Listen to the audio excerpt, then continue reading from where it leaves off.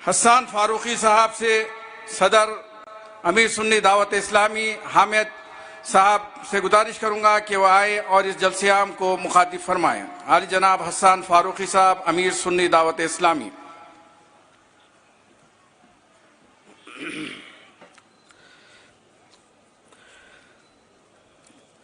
السلام علیکم ورحمۃ اللہ وبرکاتہ۔ الحمد للہ وکفى وسلام علی عباده الذین اصطفى، اما بعد فاعوذ باللہ من الشیطان الرجیم، بسم اللہ الرحمن الرحیم۔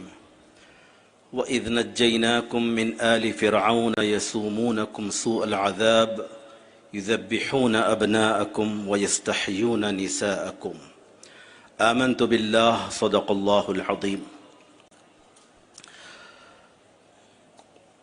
معزز و مکرم صدر اجلاس علی جناب بیرسٹر اسد الدین اویسی صاحب، صدر کل ہند مجلس اتحاد المسلمین، اور معزز و مکرم مشائخ و علماء کرام، معزز قائدین، بزرگان ملت، نوجوان ساتھیوں، آج کا یہ اہم ترین اجلاس ہندوستان کی 75ویں 75th یوم آزادی کی مناسبت سے اسی جشن کے ضمن میں رکھا گیا ہے۔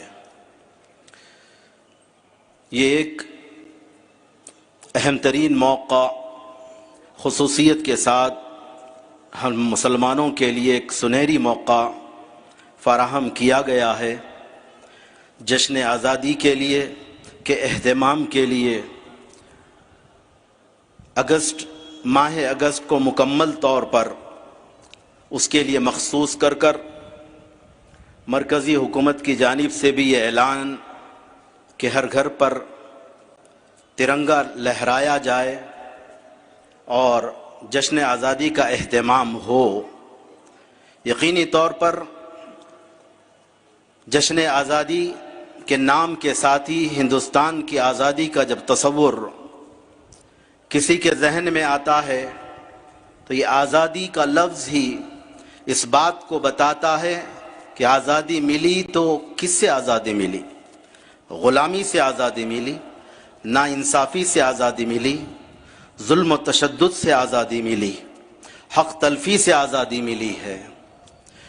اللہ تبارک و تعالیٰ نے آزادی کو ایک انعام قرار دیا ہے۔ چنانچہ قرآن کریم کی جس آیت کریمہ کی تلاوت کا شرف میں نے حاصل کیا ہے، اللہ جل مجدہ نے قوم بنی اسرائیل کا تذکرہ اس کے اندر فرمایا، ان سے مخاطب فرما کر، کیونکہ وہ فرعون اور قبطیوں اور فرعونیوں کے ظلم و استبداد کا شکار تھے۔ فرعونی اور قبطی لوگ بنی اسرائیلی جو نبیوں اور پیغمبروں کی اولاد ہیں، ان پر برسوں سے ظلم و تشدد ڈھا رہے تھے۔ اللہ تبارک و تعالیٰ نے حضرت موسیٰ علیہ السلام کے ذریعے سے فرعون سے اور فرعونیوں سے انہیں نجات عطا فرمائی۔ قرآن کریم میں رب تبارک و تعالیٰ نے اسی مضمون کو بیان فرمایا، اور اس وقت کو یاد کرو جب کہ ہم نے تمہیں نجات دی۔ وَإِذْ نَجَّيْنَاكُمْ مِنْ آلِ فِرْعَوْنَ، فرعونیوں سے تمہیں نجات دی۔ يَسُومُونَكُمْ سُوءَ الْعَذَابِ، وہ تمہیں سخت ترین عذاب میں مبتلا کر رکھے تھے۔ يُذَبِّحُونَ أَبْنَاءَكُمْ، تمہارے نرینہ بچوں کو، مرد بچوں کو ذبح کرتے، تمہاری عورتوں کو زندہ رکھتے تھے۔ حضرات گرامی، تفصیلاً واقعات قرآن کریم میں بیان کیے گئے ہیں فرعونیوں کے ظلم و تشدد کے۔ اللہ تبارک و تعالیٰ نے ہم ہندوستانیوں کو بھی اس نعمت سے سرفراز فرمایا ہے۔ آپ گھنٹوں سے ماشاءاللہ حب الوطنی کا مظاہرہ کرتے ہوئے بیانات کو آپ سماعت فرما رہے ہیں، جو بڑی ہی شرح و بسط کے ساتھ، تفصیل کے ساتھ میں آپ کے سامنے رکھے جا چکے ہیں، اور مزید کچھ مقررین باقی ہے، اور صدر اجلاس کا انتہائی پرمغز اور اہم ترین خطاب ہمیں اور آپ کو سننا ہے، اور ہم اور آپ اس بیان کو سننے کے لیے بے چین اور منتظر بھی ہیں۔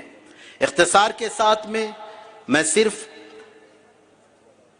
مجاہد آزادی، اس بطل حریت اور اس کاروان حریت اور کاروان آزادی کے ایک اہم ترین اور نمایاں شخصیت جو 1857 کی تاریخ سے جن کا ربط اور تعلق ہے، حضرت علامہ مولانا مفتی کفایت علی کافی رحمت اللہ تعالی علیہ۔ یوں تو مجاہدین آزادی کے اتنے ڈھیر سارے نام لیے گئے ہیں، ان ناموں کو یاد رکھنا خاصا مشکل ہوتا ہے۔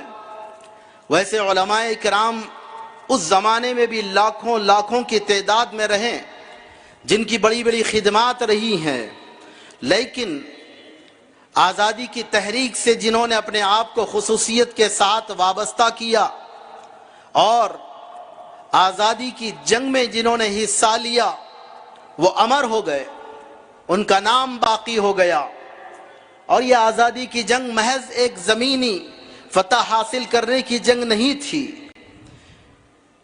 اس آزادی کی جنگ میں حصہ لینا یہ اللہ تبارک و تعالیٰ کی رضا اور خوشنودی، اس ملک کے ہندوستان کو آزاد انگریزوں کے ظلم و تشدد سے آزاد کروانے کے لیے اس جنگ میں حصہ لینا اللہ کے حبیب صلی اللہ تعالی علیہ وآلہ وسلم کی خوشنودی کا باعث بننے والا۔ علماء کا فتویٰ دیٹ مینز قرآن کا حکم، حدیث کا حکم، اور اسی تقدس اور احترام کے ساتھ، اسی دینی جذبے کی بیداری کے ساتھ مسلمانوں نے اس فتوے کو اتنی سنجیدگی کے ساتھ قبول کیا، مانا، تسلیم کیا۔ ان کے اندر دینی حمیت باقی تھی اس وقت کے مسلمانوں کے اندر، تبھی تو یہ آزادی کی جنگ کی روح سارے ہندوستان میں بڑی تیزی کے ساتھ پھیلی، وہ علماء کرام کے فتاوے کی شکل میں۔ قرآن و حدیث کا حکم انہوں نے جو فتوے کی شکل میں دیا، صادر کیا، اس کو اشاعت کیا اور پھیلایا مسلمانوں کے درمیان۔ حضرات گرامی، اس جنگ آزادی میں حصہ لینا جیسے میں نے بتایا اللہ کی خوشنودی اور رسول پاک کی خوشنودی کا باعث تھا۔ حضرت علامہ مولانا مفتی کفایت علی کافی رحمت اللہ تعالی علیہ اس وقت انگریزوں سے مراد آباد کو، اس کے نواحی علاقوں کو، کیونکہ بڑے کمانڈر کا مقام حاصل کر ایک بڑے نواب جو اس وقت کے بڑے کمانڈر تھے، ان کی فوج میں شامل ہو کر سپہ سالاری کا مقام حاصل کر جہد مسلسل اور اپنی مجاہدانہ صلاحیتوں کے ساتھ وقت کے بڑے علامہ اور بڑے مفتی اعظم ہیں، عاشق رسول ہے، انہوں نے حصہ لیا اور جہد مسلسل سے مراد آباد کو پھر سے واپس انگریزوں سے حاصل کر لیا۔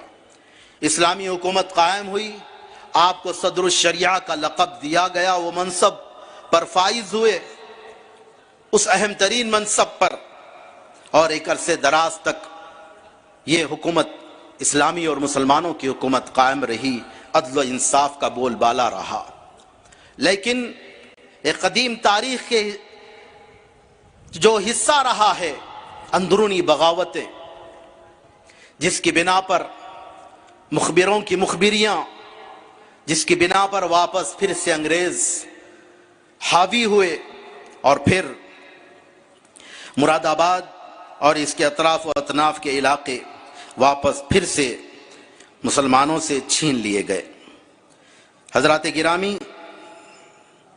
حضرت مفتی علامہ مولانا کفایت علی کافی رحمت اللہ تعالی علیہ قید کر لیے گئے، کیونکہ انہی کی نمایاں کوششوں سے انگریزوں کو بڑی ہزیمت اٹھانی پڑی تھی کہ آپ نے جب انگریزوں کو یہاں سے بھگایا تو قلعے پر چڑھ کر آپ نے ملاحظہ فرمایا کہ انگریز بھاگ رہے ہیں، اس علاقے کو خالی کر چھوڑ کر، تو آپ نے رب تبارک و تعالیٰ کی بارگاہ میں سجدہ شکر بجا لایا، اللہ کی بارگاہ میں سجدہ ریز ہوئے اور شکرانے کا سجدہ بجا لایا۔ بہرکیف پھر واپس انگریز جب حاوی ہوئے گرفتار کر لیے گئے. حضرت مولانا کفایت علی کافی رحمت اللہ تعالی علیہ کو بڑی سخت ترین اذیتیں دی گئی اور آپ پر کوڑوں کی اور چھڑیوں کی برسات کی گئی. آپ کا سارا جسم زخموں سے لہو لہان ہو گیا لیکن زبان پر حرف شکوہ نہ آیا. انگریز تلملا گئے کہ کسی قسم کا حرف شکوہ زبان پر نہیں، چہرے پر اطمینان اور سکون کی کیفیت ہے. تو اس نے استری منگا کر گرم ترین استریوں سے آپ کے جسم کو جھلسا دیا، چرکے دے کر سارے جسم کو جلایا اور پھر اس کے باوجود بھی آپ کے جسم، آپ کے چہرے پر اطمینان، سکون اور طمانینت رہی اور بے چین اور بے قرار ہو کر تلملا کر مرچی اور مرچ پاؤڈر اور نمک منگا کر آپ کے زخموں میں مرچ اور نمک کو بھر دیا گیا. اللہ اکبر! اتنی کربناک اذیتیں اور تکلیفیں دی گئی. عمر بھی بڑھاپے کی منزل میں داخل ہو چکی ہے. انگریز اسی طرح سے آپ کے ساتھ اذیتوں کا معاملہ کرتے رہے. آپ کو سولی پہ چڑھانا طے کر دیا گیا، اعلان بھی ہو گیا، فیصلہ بھی سنا دیا گیا. لیکن انگریز اس گمان میں رہے کہ اتنی سخت ترین اذیتیں اور تکلیفیں دی گئیں، سارے جسم کے زخموں میں مرچ اور نمک بھر دیا گیا، یہ صبح تک ان کو سولی پر چڑھائے جانے سے پہلے انہیں موت واقع ہو جائے گی. یہ کہہ کر انگریز وہاں سے چلے گئے. غنودگی کی کیفیت طاری ہوئی.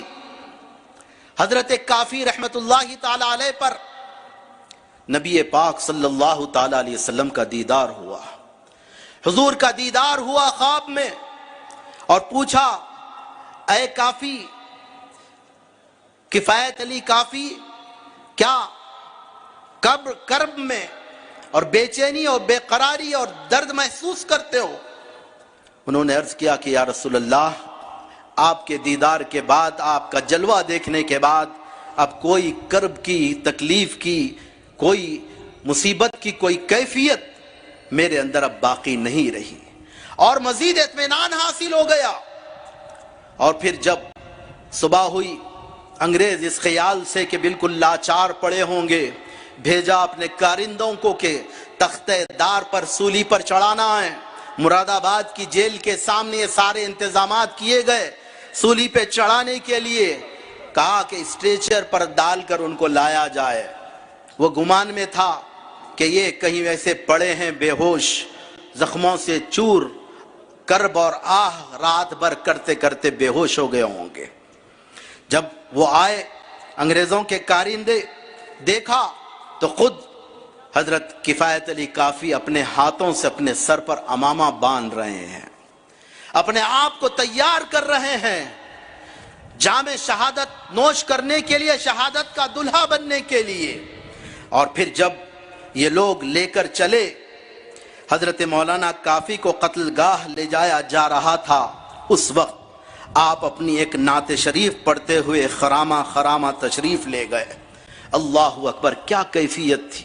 پھر آقا کا دیدار رات میں ہونے کے بعد تو پھر اللہ اکبر، وہ عشق مصطفیٰ کی جو سوز و گداز والی کیفیت تھی اس میں مزید اضافہ ہو گیا. وہ نعت شریف کے جو اللہ اکبر آخری نعت تھی، اپنی مقتل کی طرف اور اپنے تختہ دار کی طرف جاتے ہوئے حضرت کافی یہ نعت کے اشعار گنگنا رہے تھے. کوئی گل باقی رہے گا نہ چمن رہ جائے گا، پر رسول اللہ کا دین حسن رہ جائے گا. ہم سفیرو باغ میں ہے کوئی دم کا چہچہا، بلبلیں اڑ جائیں گی سونا چمن رہ جائے گا. اطلس و کم خواب کی پوشاک پہ نازا نہ ہو، اس تنے بے جان پہ خاکی کفن رہ جائے گا. نام شاہان جہاں مٹ جائیں گے لیکن یہاں حشر تک نام و نشان پنجتن رہ جائے گا. جو پڑھے گا صاحب لولاک کے اوپر درود، آگ سے محفوظ اس کا تن بدن رہ جائے گا. سب فنا ہو جائیں گے کافی، ولیکن حشر تک نعت حضرت کا زبانوں پر سخن رہ جائے گا۔ حضرات گرامی، حضرت کافی یہ نعت کے کلمات کیسے وقت تخت دار کی طرف بڑھ رہے ہیں، قتل گاہ کی طرف لے جایا جا رہا ہے، سکون اور اطمینان میں ڈوبے ہوئے ہیں، ایمان اور عشق رسول کی دولت سے سرشار ہیں، اور اس موت کو جو وطن کی آزادی کے لیے لڑے ہیں، اللہ اکبر، کتنی کامیابی کی کلید تھی یہ۔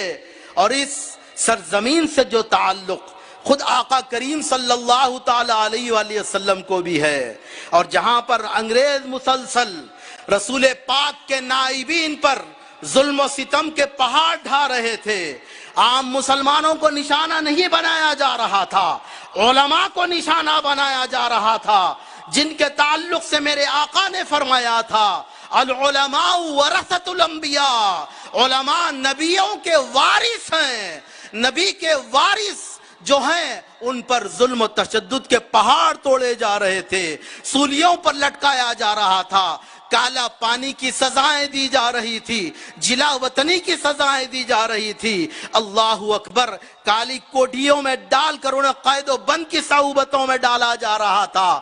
علماء کو صعوبتیں، نبی پاک صلی اللہ تعالی علیہ وآلہ وسلم کے لیے تو ساری امت عزیز ہے، عزیز علیہ ما عنتم کی شان اللہ نے عطا فرمائی۔ اے ایمان والو، تمہارا تکلیفوں میں پڑنا، مشقتوں میں گھرنا میرے نبی رحمت کے لیے بھی ان کے لیے گراں بار ہے، ان کے لیے بھی ناپسند ہے۔ حضور پر کتنا گراں گزر رہا تھا کہ مسلمانوں پر اور خصوصیت سے علماء پر یہ تشدد ڈھائے جا رہے ہیں۔ تو یہ جنگ کتنی عظیم جنگ ہو گئی کہ اس جنگ میں حصہ لینے والوں کو نبی کریم کی خوشنودی حاصل ہو رہی ہے۔ اور پھر ہندوستان کی سرزمین تو وہ سرزمین ہے جہاں پر سب سے پہلے نبی پاک صلی اللہ تعالی علیہ وسلم کا مبارک نام اشہد ان محمد الرسول اللہ کا بلند ہوا ہے۔ احادیث، روایات، بڑی معتبر روایات، اسناد، اس بڑی صحیح الاسناد کے ساتھ علماء نے بیان کی۔ راوی اور روایتوں کو بیان کیے بغیر میں بیان کر رہا ہوں۔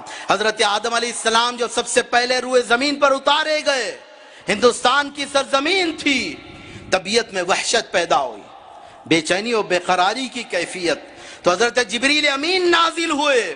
روایات صحیحہ میں آتا ہے انہوں نے آ کر اذان کہی ہے، سب سے پہلی اذان اللہ اکبر کی صدا بلند ہوئی تو وہ مکے کی سرزمین نہیں بلکہ ہند کی سرزمین تھی۔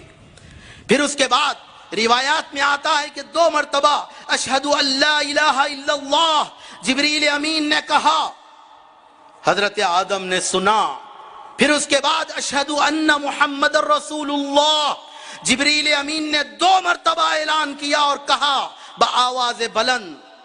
حضرت آدم نے سنا، ہندوستان کی سرزمین تھی وہ۔ حضرت آدم کو اطمینان حاصل ہوا، نبی پاک کے اس مبارک کو سننے کے بعد تو سوال کیا کہ مولا یہ محمد کون ذات؟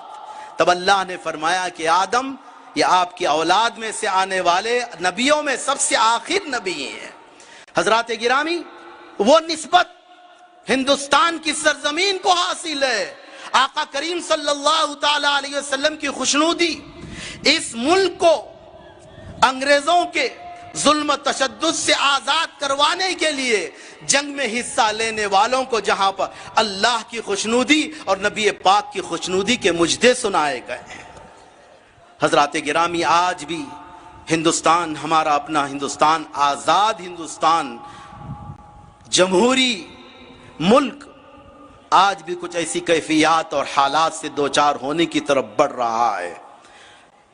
اس کے لیے بھی بہت حکمت کے ساتھ اور علیحدہ حکمتوں کے ساتھ میں کچھ آزادی حاصل کرنے کے لیے علیحدہ نوعیت کی جنگوں کی ضرورت پڑتی ہے۔ یہ جنگی تلوار کی جنگ کی نوبت نہیں ہے، بندوق اور گولہ بارود کی ضرورت نہیں ہے، وہ حکمتیں، سیاسی بصیرت اور حکمتوں سے مالا مال شخصیات آگے بڑھنا ہے، مسلم قیادت کی باغ ڈور سنبھالنا ہے، اور مسلمانوں کو متحد اور یکجا ہو کر، متفق و متحد ہو کر اس دور اندیش سیاسی قیادت کو اپنا قائد تسلیم کرے بغیر، جس طرح سے اس وقت قیادت کو جب تک اتحاد نہیں ہوا، مسلمان متحد ہو کر جنگ نہیں لڑے اور ساتھ دیگر برادران وطن شامل نہیں ہوئے، اس اتحاد کے نتیجے میں ہی انگریزوں سے آزادی حاصل ہوئی، ظالموں اور جابروں سے آزادی حاصل ہوئی۔